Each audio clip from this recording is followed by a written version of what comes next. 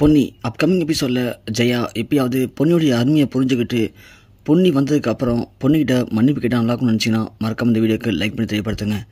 இங்கே கைலாஷ் போட்டு ஜெயாவை ரொம்பவுமே அசிங்கப்படுத்துகிற மாதிரி பேசுகிறான். நீ உன் மருமகளை ரொம்பவுமே கொடுமைப்படுத்தி அது மூலிமா அவளை கொன்று இருக்க, அவளோட பாடியை எங்கே வச்சுருக்க, கொன்று புதைச்சியா எரிச்சியா அப்படின்னு ஜெயகிட்ட இங்கே பயங்கரமாக பேசுகிறான்.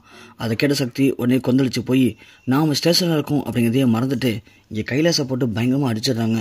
உடனே கைலாசம் போலீஸ் ஸ்டேஷனில் போலீஸ் அடிக்கிறியா, ஸோ போலீஸ் அடி என்னன்னு நீ இன்றைக்கி பார்க்க போகிற அப்படின்னு ஒரு ரூமில் கொண்டு போய் வச்சு கட்டி வச்சு பயங்கரமாக போட்டு சக்தியை அடித்து கொடுமைப்படுத்துகிறாங்க.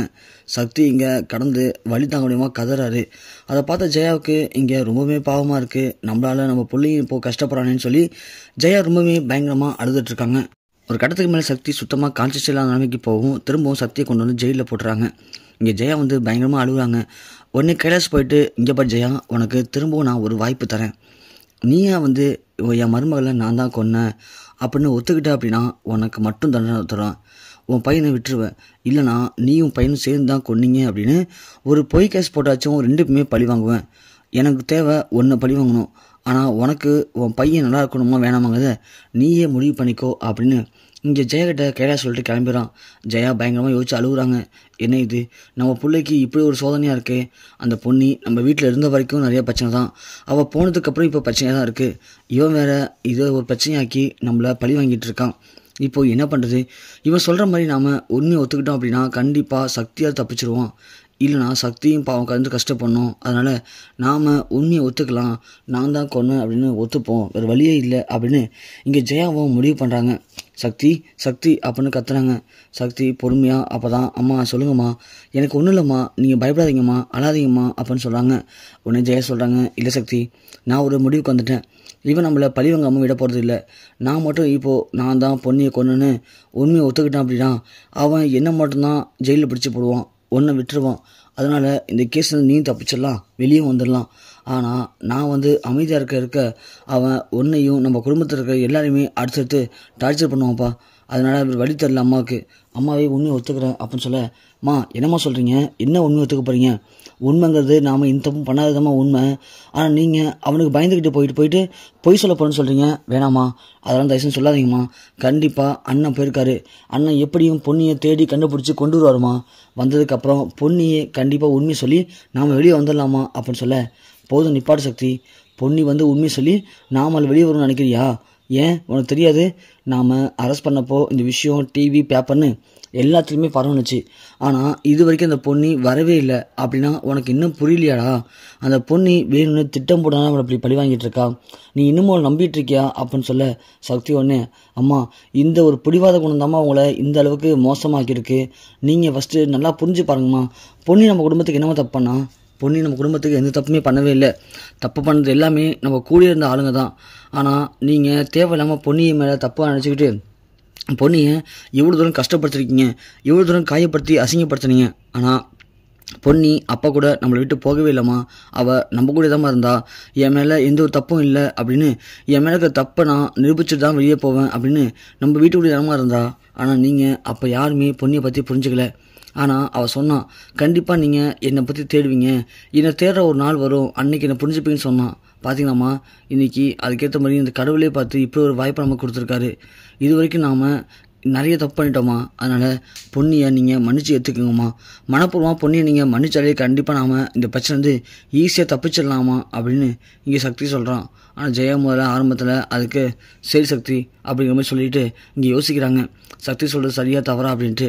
இன்னொரு பக்கம் பார்த்தா இங்கே சக்தி ஜெயலாம் அரெஸ்ட் பண்ண விஷயம்லாம் தெரிஞ்சு இங்கே பொன்னி ஒன்று இவங்களை எப்படி பார்த்தே ஆகணுமே, நம்மளால் பாகம் சக்தியும் அத்தையும் இப்போ ஜெயிலுக்கு போயிட்டாங்களே, இது யாருடைய வேலையாக இருக்கும் அப்படின்னு இங்கே பொன்னி ஒரு நிமிஷம் ஷாக்காகி பார்க்குறாங்க. பேப்பரில் பார்த்த உடனே சரி நம்ம நேரில் போய் இது ஒரு முடிவு கட்டுவோம் அப்படின்னு பொன்னி கிளம்பி வராங்க.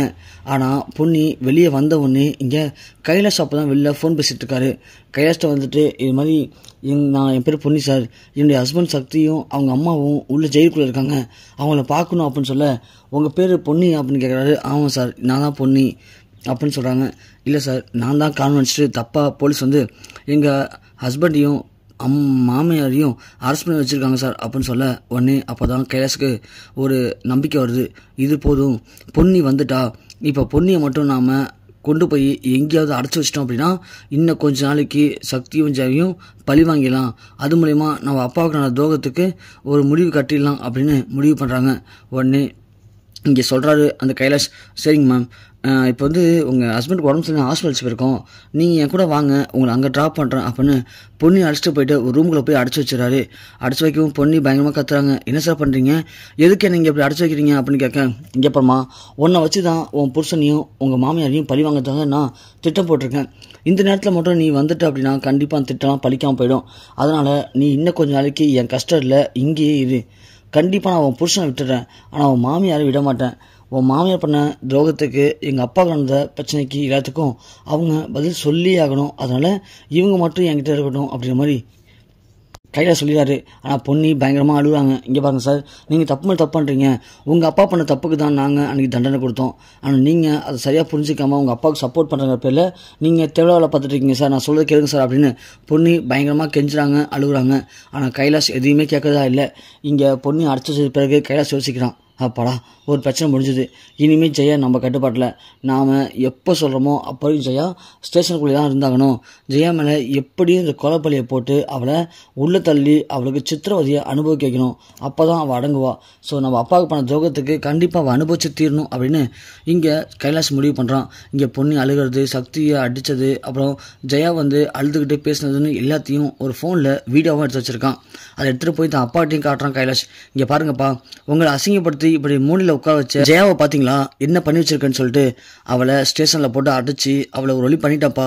இப்போது அசிங்கப்பட்டு கூனி குறுகி எதுவும் பேச முடியாத நிலைமையில அவள் ஜெயிலுக்குள்ளே உட்காந்துருக்காப்பா அப்படின்னு காட்டுறான்.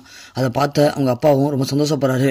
ஒரு கை ஒரு வாயும் கோணி போனது கூட அவங்களால பேச முடியல, இருந்தாலும் ரொம்ப கஷ்டப்பட்டு பேசுறாரு. அவங்கள விட்டாத, அவங்கள கஷ்டப்படுத்து, இன்னும் அதிகமாக கஷ்டப்படுத்து, அதை நான் பார்த்துக்கிட்டே இருக்கணும் அப்படின்னு அவங்க அப்பா சொல்ல கைலாஷ் சொன்னேன், அப்பா அவங்களுக்காக தான் நான் இங்கே வந்தது, புரியுதுங்களா?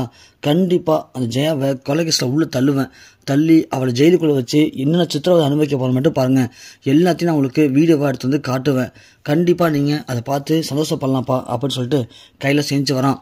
ஆனால் பொன்னி இப்போது நம்ம கஷ்டத்தில் இருக்கா. பொன்னி எப்படி தப்பிக்க முடியாது, இருந்தாலும் நம்ம கொஞ்சம் அசால்ட்டாக இருக்கக்கூடாது. சீக்கிரமே ஜெயா மேலே இந்த கொலை கேஸை போட்டிருக்கோம் இல்லையா, அதை அவளை ஒத்துக்க வைக்கணும். அதுக்கு இன்றைக்கி ஒரு ரவுண்டு போயிட்டு சக்தியை போட்டு டார்ச்சர் பண்ணணும். நமக்கு இருக்கிற ஒரே ஒரு துருப்பு சீட்டு சக்தி மட்டும்தான். சக்தியை நாம் எந்த அளவுக்கு டார்ச்சர் பண்ணுறோமோ அந்த அளவுக்கு ஜெயா வாயாலேயே இந்த கொலையை பண்ண நான் தான் அப்படின்னு உண்மையை ஒத்துப்பா. ஏன்னா அவளுக்கு புள்ள முக்கியம். ஸோ புள்ளையை காப்பாற்றணும் அப்படின்றதாக கண்டிப்பாக அந்த உண்மையை ஒத்துப்பா. அப்படி மட்டும் ஒத்துக்கிட்டா அப்படின்னா அதுக்கப்புறம் நம்ம நினச்சது எல்லாமே கரெக்டாக நடந்து முடிஞ்சிடும் அப்படின்னு இங்கே கைலாஷ் முடிவு பண்ணுறான். சரி இன்றைக்கி போயிட்டு ஒரு வழி பண்ணுறேன், பண்ணி இன்றைக்கே ஒத்துக்க வைக்கிறேன் அப்படின்னு கைலாஷ் ஒரு முடிவோட கிளம்பி ஜெயிலுக்கும் போகிறான்.